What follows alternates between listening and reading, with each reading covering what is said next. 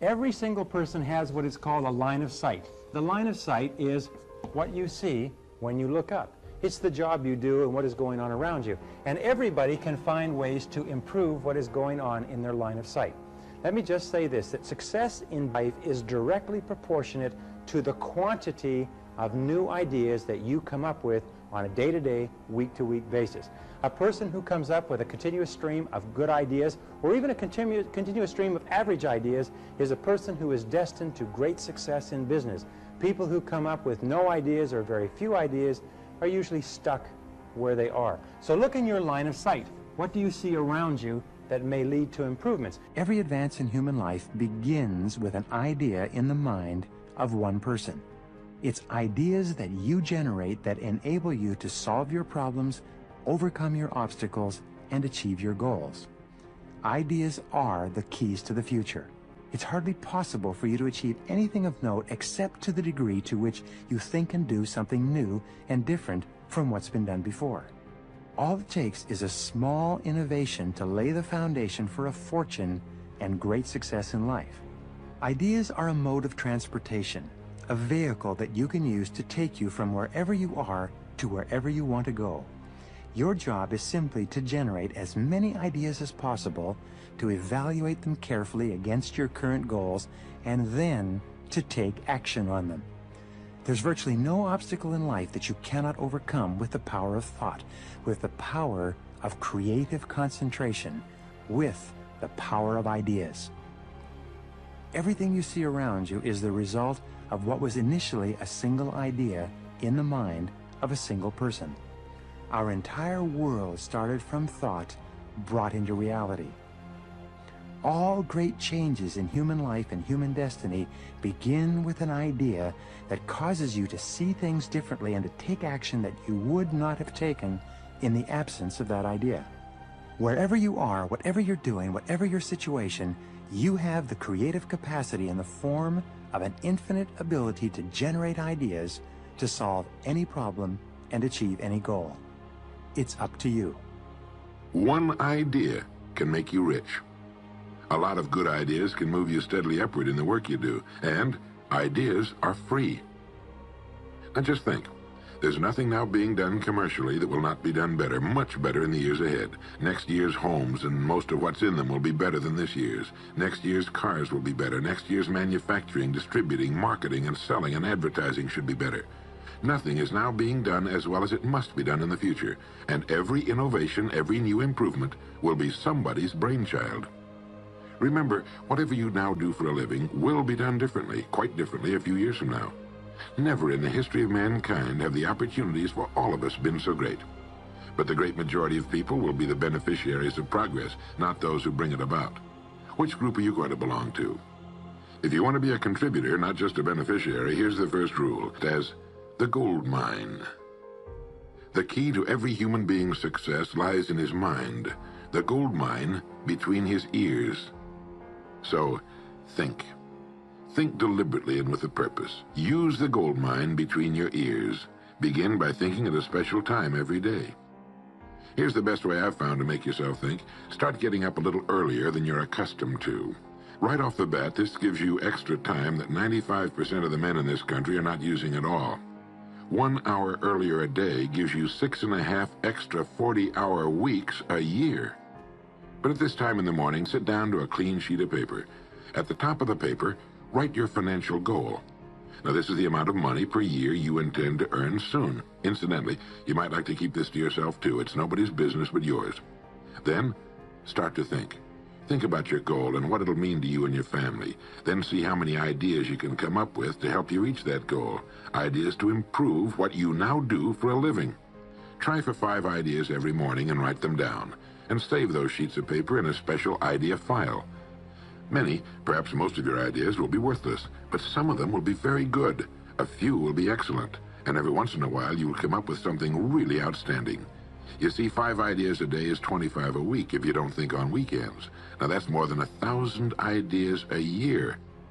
One idea can get you to that income you're shooting for.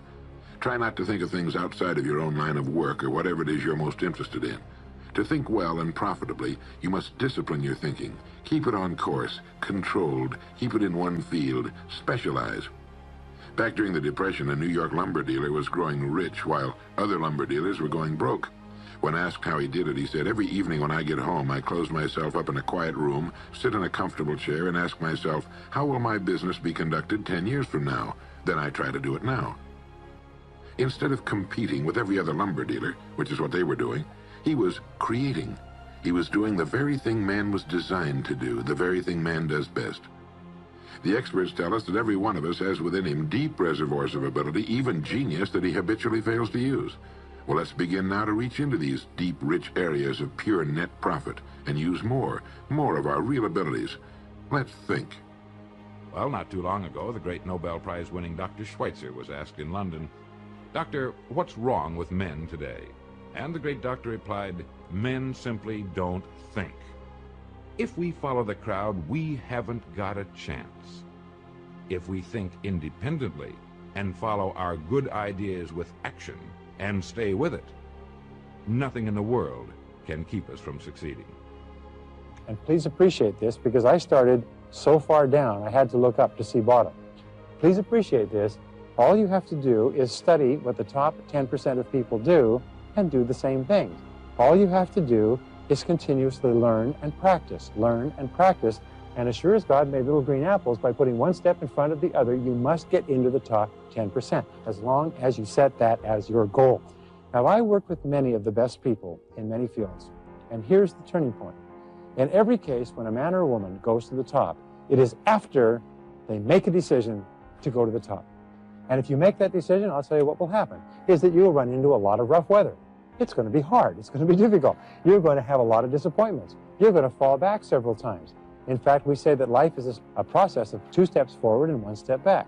And every time you feel you've made some progress, for a while, somebody else will make more progress than you. But if you keep at it and keep at it, you will ultimately get into the top 10%.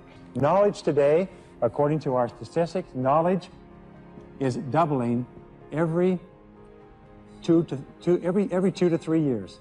Knowledge is doubling in your field. What does that mean? It means if your knowledge isn't doubling every 2 to 3 years in your field, you're in serious trouble. Do you know what we know? That an engineer who comes out of school today, 5 years later, is becoming obsolete. 10 years later, can be totally replaced by a brand new engineer, because the brand new engineer is learning technology and skills that the engineer who graduated 10 years before simply doesn't have at all. So therefore, if a young engineer is not constantly keeping up with his skills, after 10 years of experience, he can be obsoleted out and replaced by someone with 1 year's worth of experience who's got a fresh education. If in many industries today, if you were to take a sabbatical and go away for a year or two, when you came back, you'd have to start off way, way down the ladder, because most of the knowledge you went away with would be irrelevant when you got back. What does this dictate to you and I? It means that we must be continually taking in new information. We must be continually sharpening, upgrading our skills, or what is happening is the rest of the world will pass around us. And here's the most wonderful thing. The only thing that sets us apart as human beings is our divine minds. Everything that means anything to us, our love of our families, our faith, our dreams, our talents and abilities, our religion, everything we know, is connected to us solely through our minds. Our minds represent our hope and our future. Yet, as a rule, it is the last place the average person will turn to for help. Your mind contains riches beyond belief, but you must prospect this rich and largely unexplored continent. And the only way it can be prospected is by systematic study and systematic thinking. Your mind is like a muscle. It will develop only to the extent that you use it, no more. By devoting an hour a day to study, you're building your mind into a powerful and creative servant. If you only do this 5 days a week, it comes to 260 hours a year. That's 1,300 hours in 5 years, or the equivalent of 162 8-hour days devoted to study and research. Believe me, if you'll do this, in 5 years you'll be one of the most accomplished professionals in your field, and you'll have the world on a string. You will virtually be able to write your own ticket. The average man works 8 hours a day, about 50 weeks a year, for 40 years. That's time enough to become great at anything. The time will pass anyway. We might as well reap the rewards. I'm reminded of a man who This gentleman was doing a special study of a special tribe in Africa, headhunters. And he had difficulty in developing a relationship with these tribesmen because of the fact that he had fear. He had fear they would take his head. I tell you, all fears aren't bad. That was a legitimate fear. That's a good fear to give you a headache. So he worked there for a long time with no effort, no progress in developing a relationship and rapport and being able to achieve a level of trust. So finally one night while he was in bed, he was thinking about it. I said, what is it that you came here to do? What is your life work as a missionary? He said, I wanted to study these tribesmen. I said, what's the worst thing that they can do to you? Kill you. And he just decided, hey, this is what I came here to do. I know that there's some risk involved, and I'm going to do it, come what may. He said, I'm not going to be afraid of you. He went back the next day, and he started doing the work and trying to talk to and interview many of the members of this tribe. And they began to respond to him. They threw out the welcome mat to him. And years later, when people came to see what his progress was, they asked him, how were you able to do this? How did you convert the relationship from being hostile to that of being positive? And he said something I think has value for all of us. He said, when life can no longer threaten you with death, so what else is there? What else is there?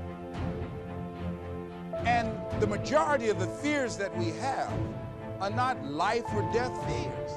They're not those kind of fears. But through our imagination, we blow them out of proportion and we give them more power than they actually have or deserve, and we permit them to govern our lives. We permit them to determine how far we can stretch out on our dreams and discovering our stuff. And as we begin to look at ourselves and begin to, wait a minute, just getting to the point as you assess yourself and begin to prove yourself and just say, wait, hold a minute. I've been sweating this out. What's the worst thing that can happen to me on this? Will it kill me? Will I die? Why am I going through all of these changes over this? How much power does this really have?